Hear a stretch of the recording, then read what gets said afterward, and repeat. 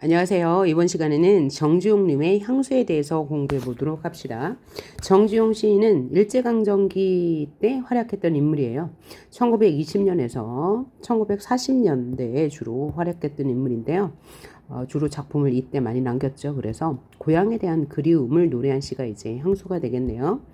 정주용 시인은 주로 이제 회화적인 이미지, 즉 시각적 이미지를 많이 사용한 시인으로 알려져 있습니다. 따라서 이 향수라는 시에도 회화적 이미지, 시각적 이미지가 두드러지게 나타납니다. 향수 하면 고향에 대한 그리움을 노래한 거잖아요. 그래서 지배적인 정서는 그리움이 되겠죠. 자, 그래서 총 1, 2, 3, 4, 5연으로 되어 있는데요. 5연까지 내용 먼저 분석을 해보고 그 다음에 표현법 살펴보도록 할게요. 자, 넓은 벌 동쪽 끝으로 옛이야기 지질대는 실개천이 휘돌아 나가고 얼룩배기 황소가 해설피 금빛 게으른 울음을 우는 곳 그곳이 차맞고 맨들 리칠리야 라고 했어요. 그래서 고향의 모습을 회상하는 거죠.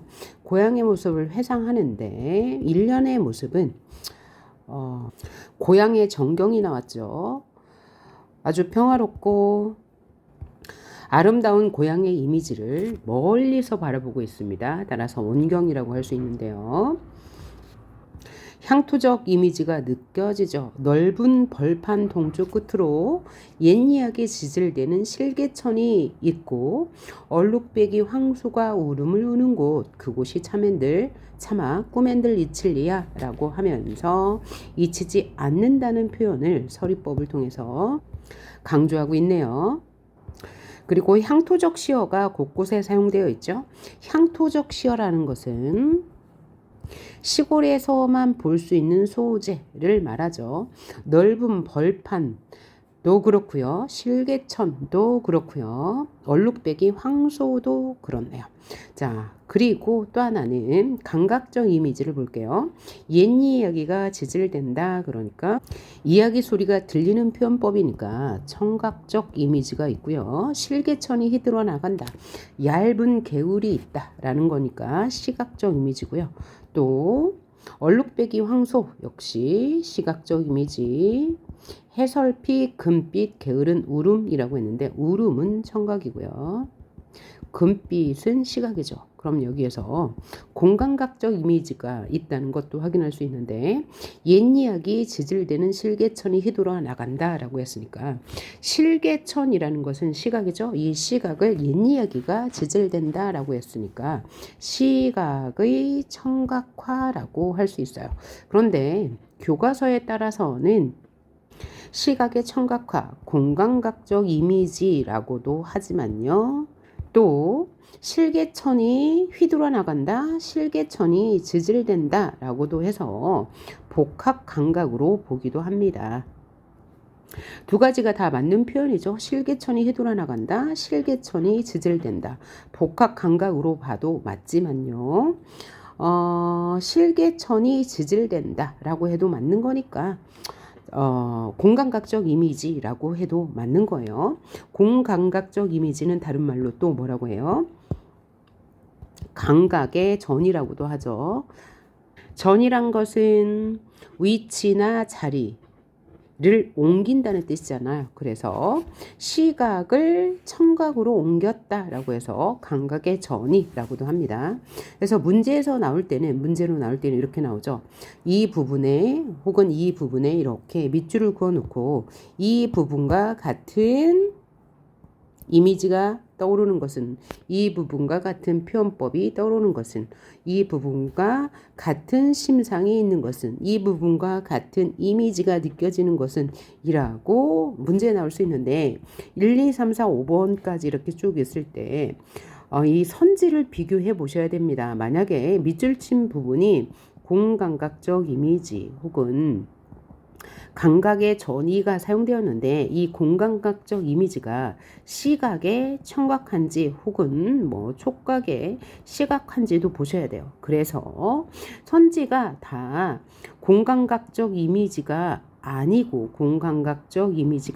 하나의 선지만 공감각적 이미지가 있다. 그러면 이 하나의 선지가 답이 될 것이고, 만약에 선지에 다 공감각적 이미지가 있는데 하나만 촉각의 시각화가 있다. 그러면 이 촉각의 시각화가 나와 있는 부분이 답이 될 거예요. 그러니까 반드시 감각의 전이 공감각적 이미지, 감각을 물어볼 때는 선지를 반드시 비교하는 작업이 필요하다는 거 여러분 꼭 인지하시길 바래요.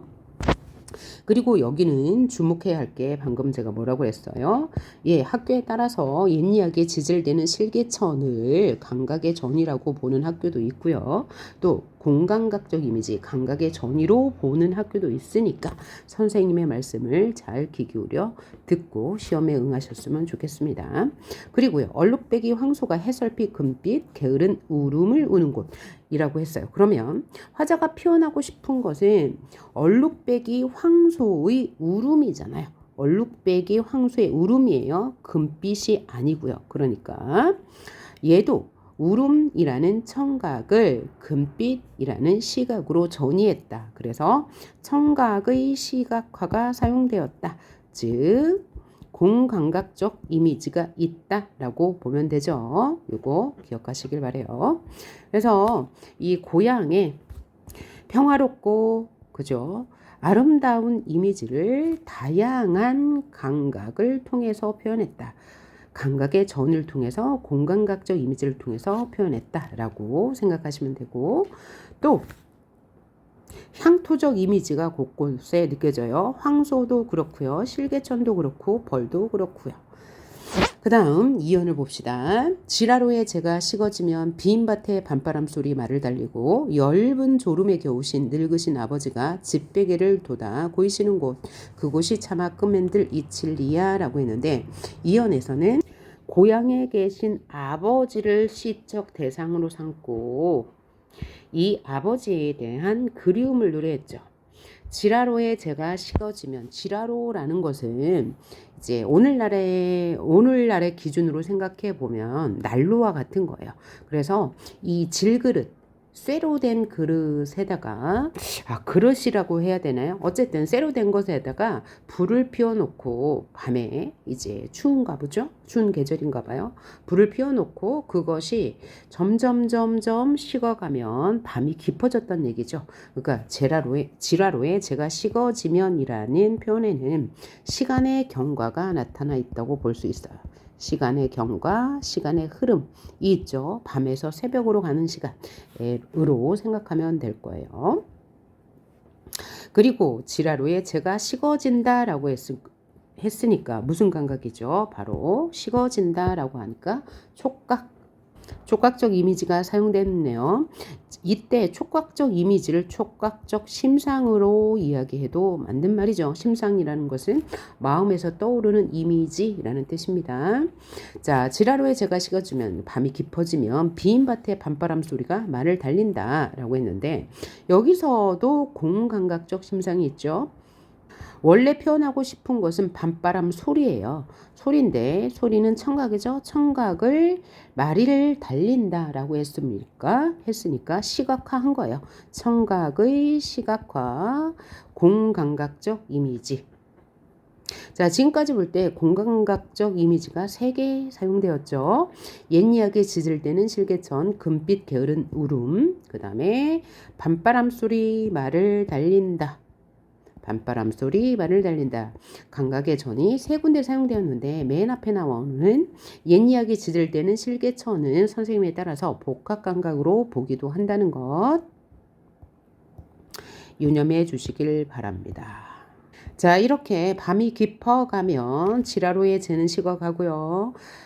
바람 소리는 들리는데요. 엷은 졸음에 겨우신 늙으신 아버지가 집베개를 돋아 고이시는 곳, 베개를 이렇게 이제 다시 베는 그 모습을 집베개를 돋아 고인다라고 표현했습니다. 베개는 베개인데 지프로 만든 베개예요. 지프로 만든 베개니까 여기에서 가난한 이미지를 느낄 수 있다. 이 가정은 좀 가난했나 보다라고 해도 무리는 없습니다. 그러면서 그곳이 참야 꾸맨들 이칠리아라는 서리법을 다시 사용했죠. 그런데 끝까지 보면 오형까지 계속 그곳이 참야 꾸맨들 이칠리아라고 하면서 반복했어요. 그래서 똑같은 위치에 똑같은 시행을 반복했으니까 이런 것을 우리는 뭐라고 합니까?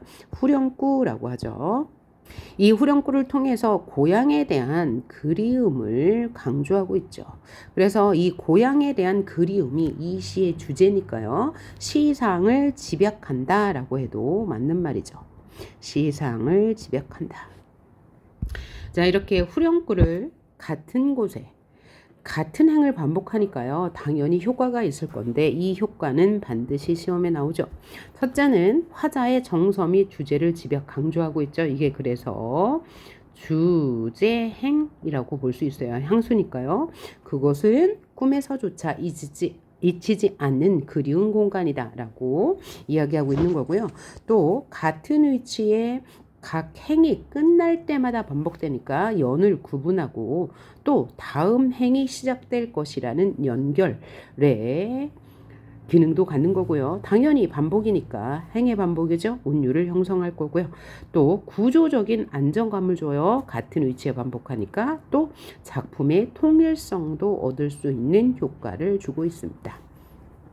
자, 그래서 이연에서는 고향에 계신 아버지의 고달픈 모습을 아주 가까이서 보는 듯한 이미지를 느낄 수 있죠. 그래서 근경의 모습이다라고 할 수 있고요. 1년에서는 멀리서 보는 고향의 아름다운 모습이었고요. 그 다음에 2연에서는 가까이서 보는 아버지의 고달픈 모습이었다라고 보시면 되겠습니다. 그 다음에 3년을 볼게요. 흙에서 자란 내 마음, 파란 하늘빛이 그리워 함부로 소나사를 찾으려 풀섭 이슬의 함초롬 희적시던 곳 그 고향 그곳이 차마 꿈엔들 이칠리야 하면서 또 서리법을 써서 주제를 강조하며 후렴구를 썼네요. 자, 그러면 여기는 지금 화자의 어린 시절의 모습이죠. 어린 시절의 모습을 뭐라고 표현했어요? 파란 하늘빛이 그려서 함부로 소나사를 찾으러 풀섭 이슬의 함초롱 이슬을 휘적시던 곳 원경의 모습을 보여주고 있는데 흙에서 자란 내 마음이라고 했으니까 이것은 보편적인 고향의 느낌이죠. 우리가 고향 하면 떠오르는 이미지가 흙이잖아요. 그래서 보편적인 고향의 모습을 그리워하고 있는 거죠, 지금. 그러니까 이 시를 쓴 궁극적인 목적에 해당할 거예요.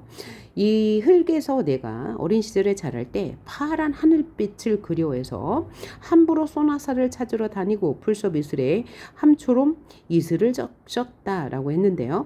그럼 실제로 화자가 파란 하늘빛이 그리워서 물리적으로는 아니고 정말 그리워서 소나사를 찾으러 다녔을까요? 그건 아니고요.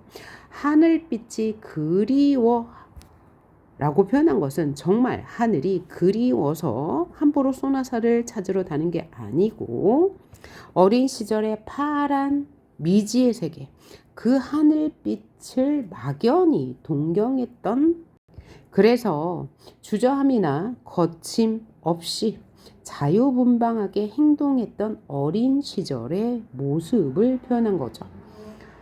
또 혹자는 파란 하늘빛을 꿈이라고 보고요. 꿈을 찾아 이런저런 행동들을 거침없이 한 모습을 표현했다고 하기도 합니다. 다 맞는 말이죠. 그래서 파란 하늘을 천진난만한 어린아이가 동경하고 자유분방하게 행동했던 어린 시절을 이렇게 표현한 것이다 라고 이해하시면 되겠고요. 그래서 풀섭 이슬의 함초롬 옷을 적셨다 라고 얘기하는 거죠. 함초롬은 물기를 가득 머금다라는 뜻이거든요. 그래서 여기에서 느껴지는 감각적 이미지는 바로 함초롬 적시었다라고 했으니까 촉각적 이미지가 있을 거고요. 함부로 쏜 화살이니까 시각적 이미지가 있을 거고요. 파란 하늘빛이니까 또 시각적 이미지가 있겠네요. 그리고 파란이라고 했으니까 시적 허용이 있는 거죠. 시적 허용은 문법에 맞지 않는 표현을 시에서 사용하는 것을 시적 허용이라고 하는데, 이러한 시적 허용을 사용하는 이유는 무엇입니까? 바로 의미를 강조하기 위해서죠. 어린 시절 천진난만하게 행동했던 자신의 모습을 그리워하는 마음을 강조하기 위해서 시적 허용을 사용했다라고 생각하시면 될 거예요. 그래서 막 이렇게 뛰어다니는 모습을 원경의 이미지로 표현한 거죠.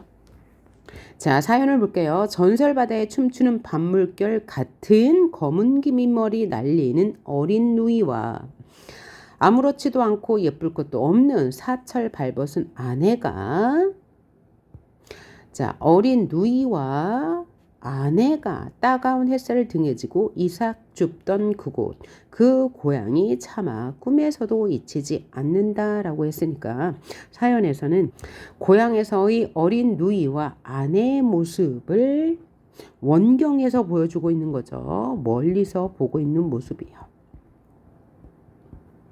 전설바다에 춤추는 밤물결 같은 검은 머리 휘날리는 어린 누이. 그러니까 어린 누이의 머리를 꾸며주는 말이 전설바다에 춤추는 밤물결 같다고 얘기했죠. 그러니까 비유이죠.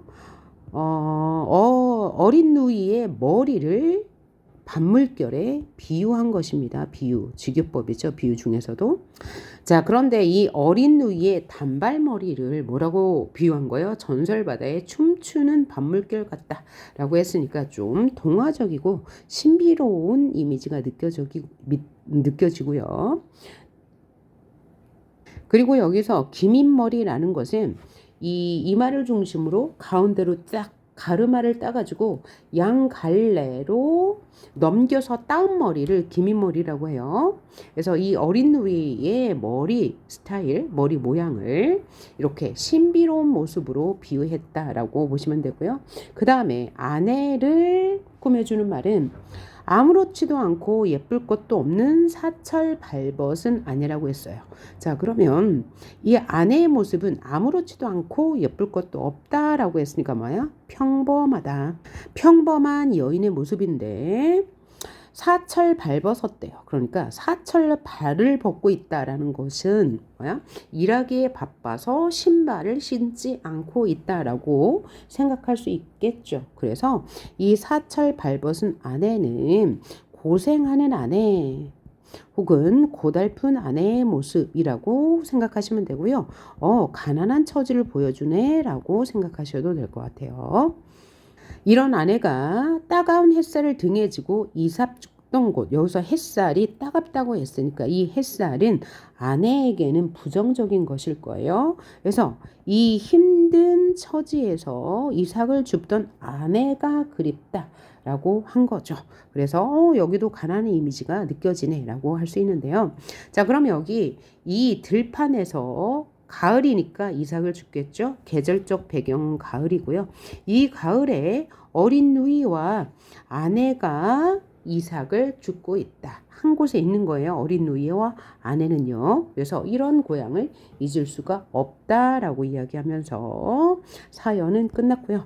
그 다음 5연을 볼게요. 하늘에는 성금별, 알 수도 없는 모래성으로 발을 옮기고 서리까마귀 우지짓고 지나가는 초라한 지붕이 있고 흐릿한 불빛에 돌아앉아 가족끼리 도란도란 거리는 곳이라고 했으니까 이곳은 어떤 곳입니까?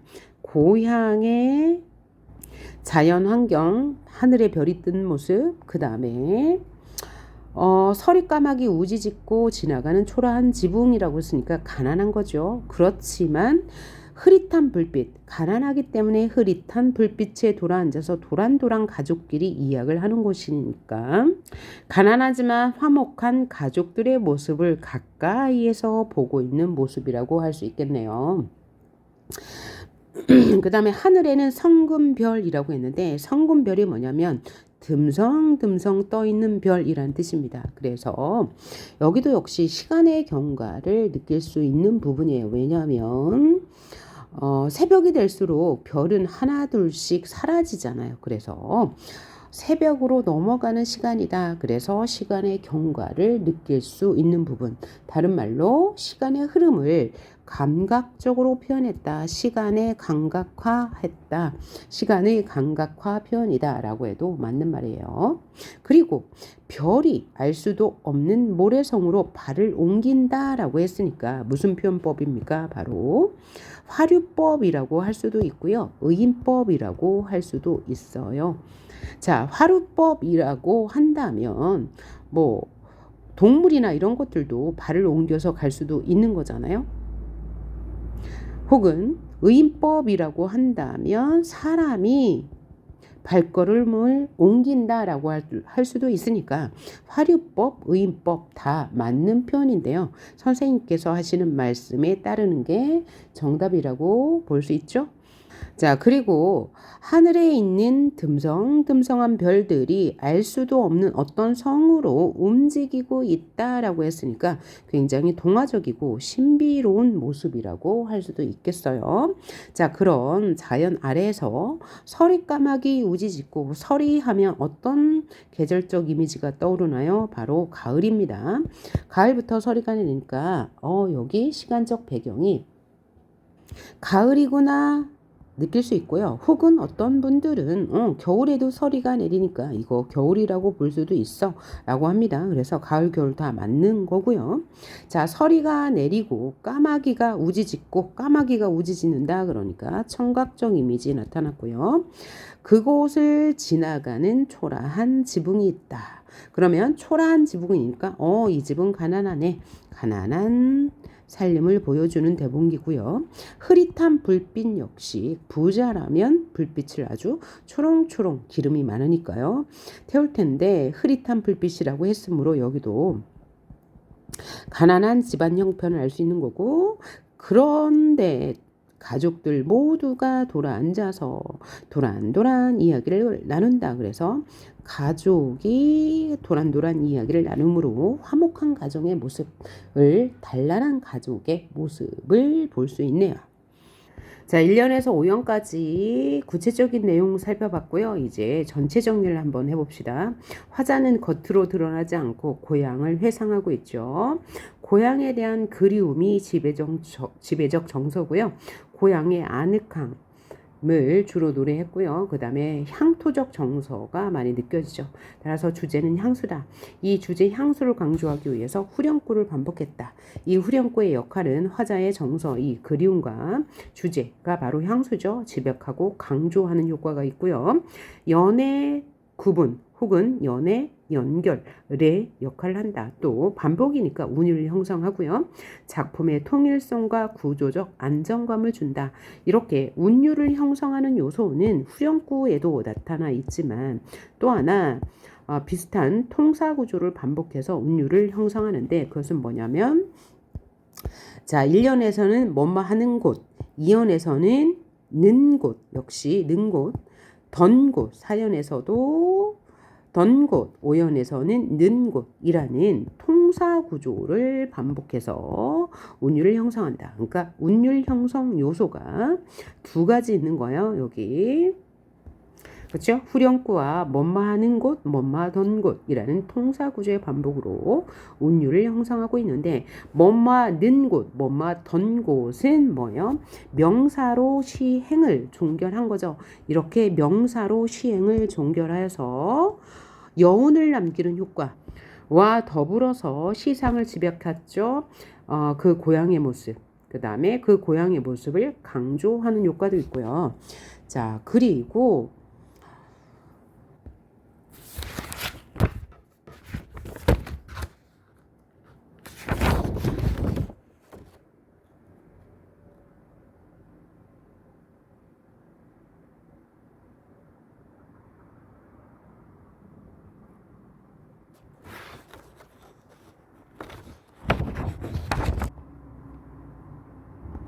자, 뭐뭐는 곳이나 뭐뭐던 곳이나 어차피 그리운 고향의 모습인데 화자가요 이 고향을 떠나기 전에 타국으로 가기 전에 이 고향의 정겨운 모습을 마음속에 담고자 이렇게 형상화한 것이라고 하니까 화자가 지금 시를 쓰고 있는 장소가 고향이 아닌 우리 조국이라면 뭐 다 과거의 모습이 될 수도 있고요.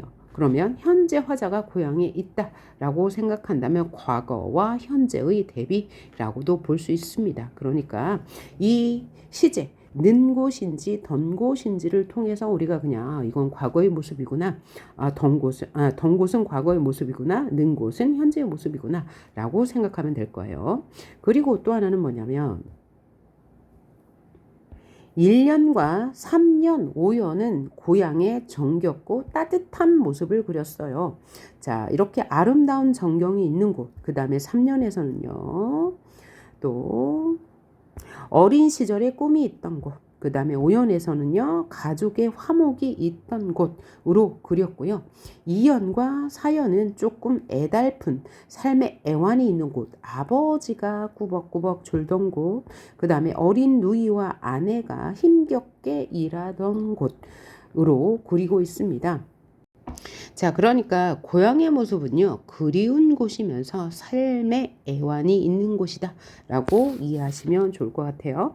자, 그리고 이 시는 전체적으로 고향의 모습을 그리고 있는데 1, 2, 3, 4, 5연이 연결이 되지 않고 각각 끊어지는 모습을 보이고 있죠. 1년에서는 아름다운 고향의 모습, 2년에서는 아버지의 애달픈 모습, 3년에서는 어린 시절 고향의 모습, 어린 시절 자신의 모습, 4년에서는 누이와 아내가 있던 모습, 5년에서는 아주 가족끼리 정겹게 지내고 있는 모습으로 그려져 있으니 스토리에 연결이 없고요. 달락달락 끊어진다라고 해서 무슨 구성이라고요?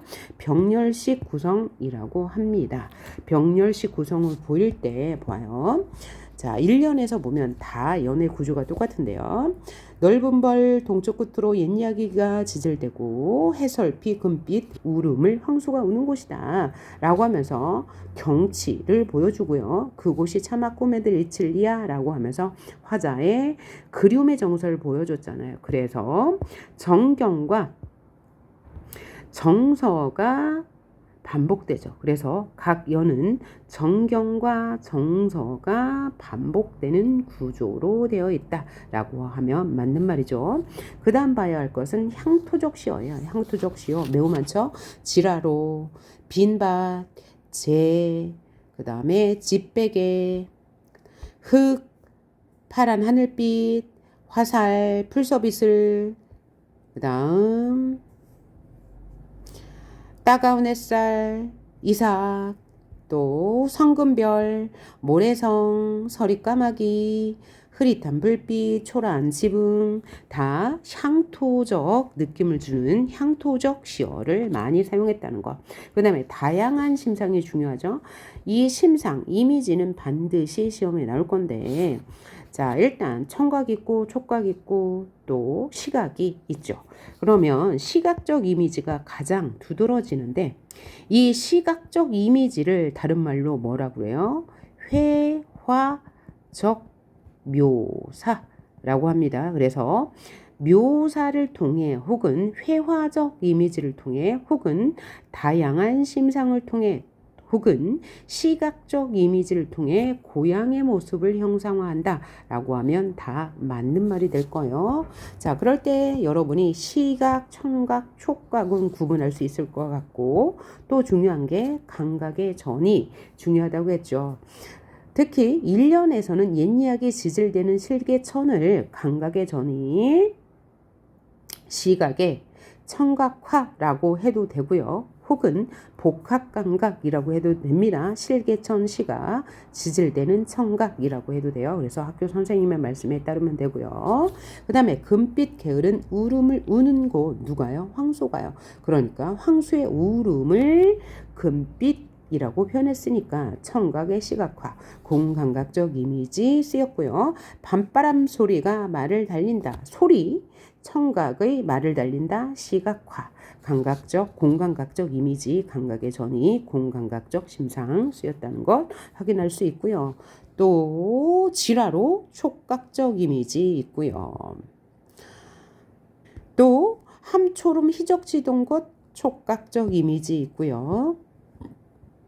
밤물결 같은 기민머리 시각적 이미지, 사철 발벗은 아내 시각적 이미지, 따가운 햇살이라고 했으니까 따갑다 무슨 이미지? 촉각적 이미지 있네요. 또 서리까마귀 우지짓다, 울부짖다라는 뜻이니까 청각적 이미지고요. 흐릿한 불빛 시각적 이미지. 도란도란거린다라고 했으니까 도란도란거리는 것은 이야기를 나눈다는 뜻이죠. 그래서 여기도 청각적 이미지가 있다라는 것 확인하시고요. 또 표현법 중에서 하늘에는 성금 별이 모래성으로 발을 옮긴다라고 할 때 얘를 의인법이라고 할 수도 있고 화류법이라고 할 수도 있다고 했습니다. 그리고 여기 지규법도 쓰였죠. 밤물결 같은 검은 머리 휘날리는 어린 누이라고 해서 지규법이라고 해도 되고 비유법을 활용하여 어린 누이의 모습을 형상화하고 있다. 비유법을 통해 동화적 이미지, 신비로운 이미지를 불러일으킨다라고 해도 맞는 말이고요. 꿈엔들 차마 이칠리야, 이 후렴구에 서리법이 사용된 것 확인했고요. 또 아까 명사로 시행을 종결하여 시상을 집약한다, 연을 남긴다. 자, 화자의 정서를 강조한다 라고 해도 되고요. 그 다음에 뭐하던 곳이라는 통사구조의 반복으로 운율을 형성한다. 또 시상을 집약한다. 맞는 말이고요. 아름다운 우리말을 많이 구사했죠. 지질된다, 해설피, 풀섭, 함추름 다 우리말의 아름다움을 살린 시어들입니다. 이렇게 정리하시면 되겠습니다. 그래서 오늘 향수 공부해 보았습니다. 수고하셨습니다.